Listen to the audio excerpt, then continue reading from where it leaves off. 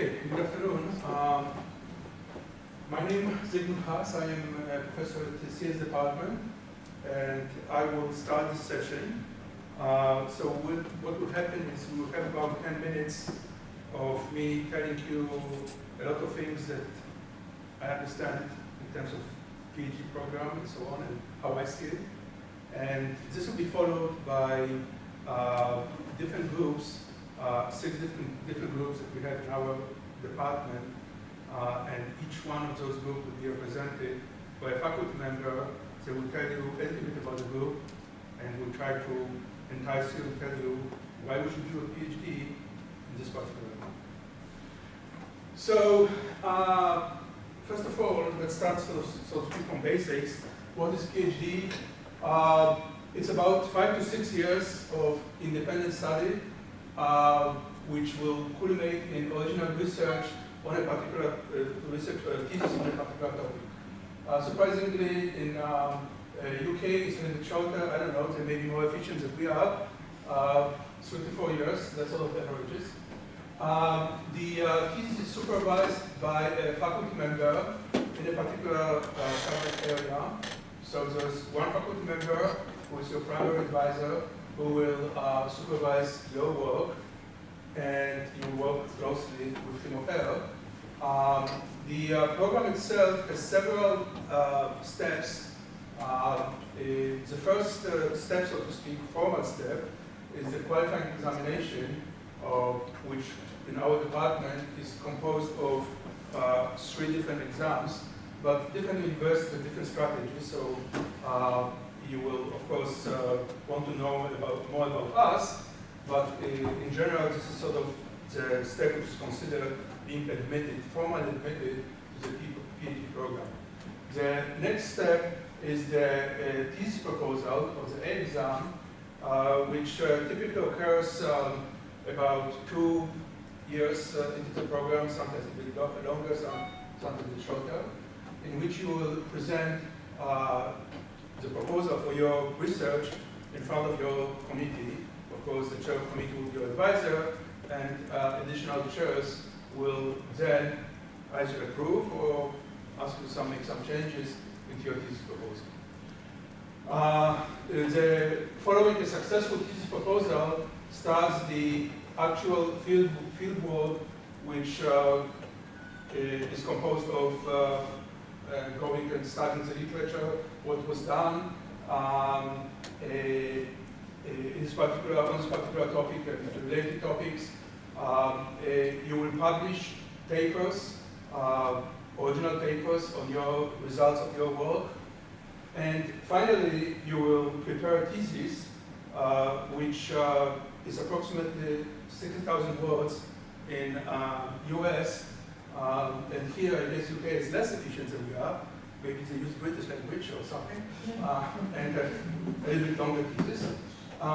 You would then, after writing your thesis, at least the draft of the thesis, you will distribute the draft of the thesis to your committee members, and your committee members then will be present in your oral defense. The oral defense will stand in front of your committee and some other visitors, and you will tell them what's so great about the research you've done. They will try to ask you questions, both on understanding in terms of whether you understand the material and related topic, as well as whether you sufficiently conducted research on this particular topic and obtained sufficient results. Once the theses are signed, you effectively finish your PhD program, and you can look for a job which pays millions of dollars. So this is sort of the, I'm sorry? Almost million. Almost millions. Yeah, depends on which field. In Bavani fields, it's at least $1 million. This is sort of a general, again, this sort of a blueprint does not change, it's sort of fixed, but there may be some differences in terms of, let's say, the length of the program, the amount of work that you will do on a particular topic. Some of this will be more experimental, and other topics will be more theoretical and so on. Why do you want to do research? Well, you know, there are some very successful people who, I'm sorry, why do you want to do PhD? There are some very successful people who do not have PhDs. Anyone can give me one example? Bill Gates. I'm sorry? Bill Gates. Bill Gates, yeah. And Zuckerberg, Facebook. Yeah. A lot of people very successful, nobody can argue that Bill Gates is a very successful person indeed. And he does not have a PhD. And he doesn't have undergraduate either. And you get undergrad. It doesn't mean that everyone who is successful does not have a PhD and doesn't have undergrad. The other way around is also not true. Okay. PhD is licensed to do research. In other words, if you want to do research, if you are excited by pushing the state of the art in a particular area, if you get up in the morning and after you actually at night, I think it happens to me often, I think, actually at night I think about the problem, research problems that I am working on, and you get up in the morning and you jump and say, I have to go and look for this particular solution to this problem and so on, you are definitely in the right, right group because you're excited by pushing the state of the art. You get a PhD to invent new things to push the state of the art. It also may put you ahead of other engineers in terms of salary and promotion. And again, you must understand that those are my views. You will ask other people, they will tell you different things. My attitude throughout my 30+ year of professional career was always that you do what you want to do and not because you do it because of money. But the fact is that it will put you ahead in terms of your promotion, also professional.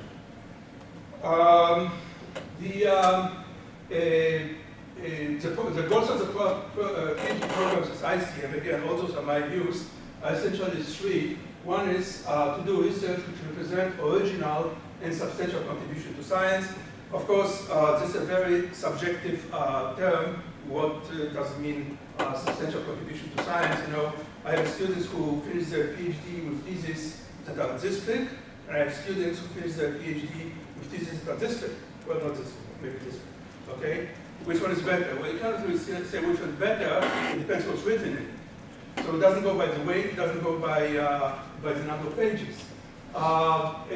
Typically, we measure it by how the field responds to what we have done. We publish papers, and if the paper is accepted to top journal in a particular field after being reviewed by peer-reviewed by top people in this field, and the editor decided that it justified to take the prestigious space in the publication top journal, it's probably good quality work and probably good contribution to that scientific community. The second element is demonstrating technical maturity, and this typically will be examined or will be tested, so to speak, by you reviewing technical papers of other people and analyzing those papers and commenting on those papers critically, finding problems, finding things that were not done correctly or could have been done better, and so on and so on. And finally, the other element is to acquire expertise on a particular topic and general knowledge. So there's what we call depth and breadth of the field on topics related to the fields that you're doing your PhD. So this typically requires you to read a lot of papers, understand what other people have done, talk to some of your colleagues, other students in the field, and see how they are doing their research, and progress with your research accordingly to show that you acquire expertise on this particular topic. Okay, a wish list. I don't want to scare you. I'm always a little bit reluctant whether to put or not to put this slide, but this is my wish list for my PhD students. Nobody's perfect. So if you don't have all these qualities, it doesn't mean that you cannot be perfect, a very good graduate student.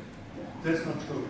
But those are things which typically make you more successful as a student, or tend to make you more successful. if you're a self-starter, if you think of original ideas, we call it out of the box, rather than when you look at the problem and you see how other people solved it and you think of a way which is not original way, not the way which everyone solved it this way, but rather more original way to solve the problem. You are motivated. You are excited to learn new technologies, hardworking, value excellent, and finally have sufficient technical background to actually pursue a PhD. Okay, so we want to do our PhD program. Now, I told you why you should do a PhD program. Now let me spend about a minute or two maximum why you should do a PhD program with us.